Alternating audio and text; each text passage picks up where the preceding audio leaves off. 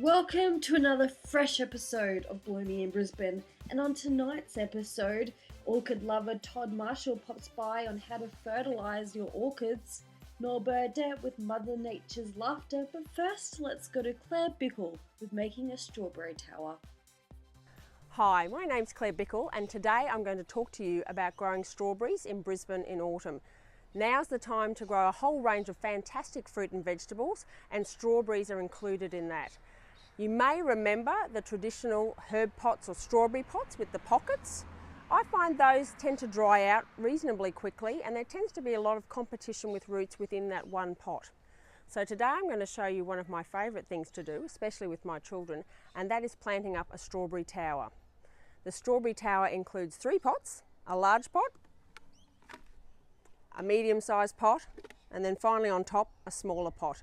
And basically you just stack them up and plant your strawberries in there.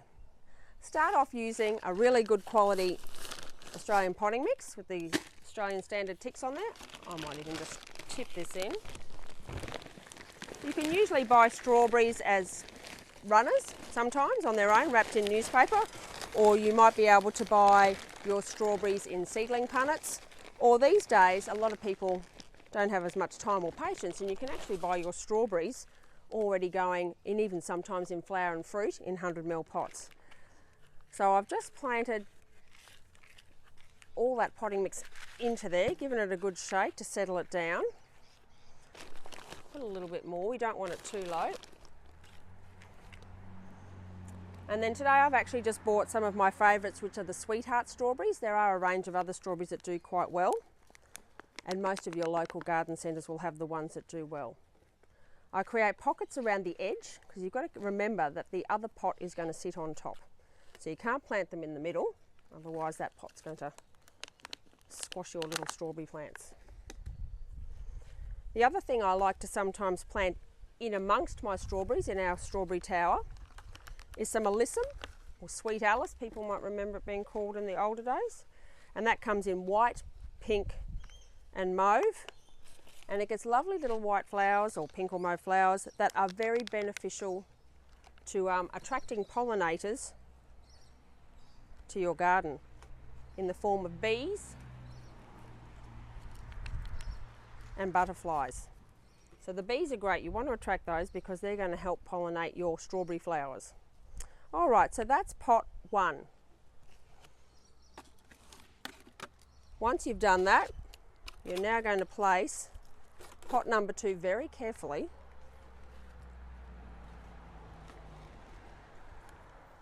in the very middle. So as you can see now, all those ones planted around the edge are going to be able to set their own roots down into their pot. Now the second pot we're going to fill up with soil as well.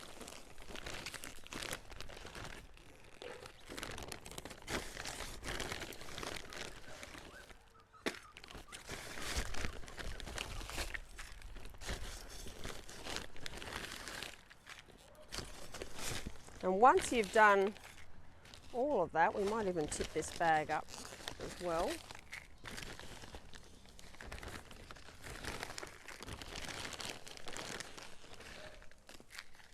Once you've got all your strawberries planted into your strawberry tower, the best thing to do is to give them a liquid fertilise with something like a seaweed, or even preferably a fish emulsion, because fish emulsion will actually help reduce transplant shock and get your strawberries off to a really good start.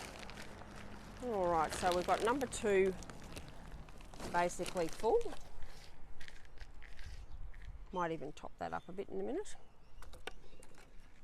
Now obviously I'm not going to put probably as many strawberries in number 2 if we're popping some alyssum in.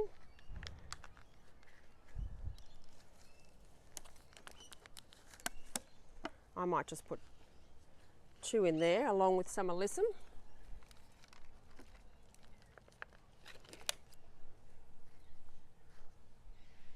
And then finally, after we've potted up the middle planter, you have your final pot. Now you can get really fancy, especially if you've got kids. You can have multiple coloured pots. You can use terracotta pots. I do find terracotta pots dry out a little bit quicker. So I prefer to use plastic pots. Also sometimes you can find if you need to move your pots inside, if you have a possum problem, for example, sometimes it's easier just to bring your strawberry planter into the laundry or into the garage where the possums can't get it. The other good thing about the strawberry tower is that it still keeps the strawberries, like the old strawberry planters, up off the ground, which stops them from getting things like grey mould and also prevents slugs and snails having such ready access to them. Now we're planting up the very top one. I don't think I'll squeeze any alyssum into that one. Bit of a rush job trying to do it on here, but we've got them predominantly all in there. So there we have 1, 2, 3, 4, 5, 6, 7 strawberries along with some alyssum in their strawberry tower. It's really easy to move apart and move around the yard if you need to. Just be aware though, once they start to establish, you might find some of the roots are actually coming down from the top to the middle to the bottom. So there we have it, a really easy way to set up a strawberry planter that can be easily moved around the garden, that can be kept away from possums and the like in no time at all.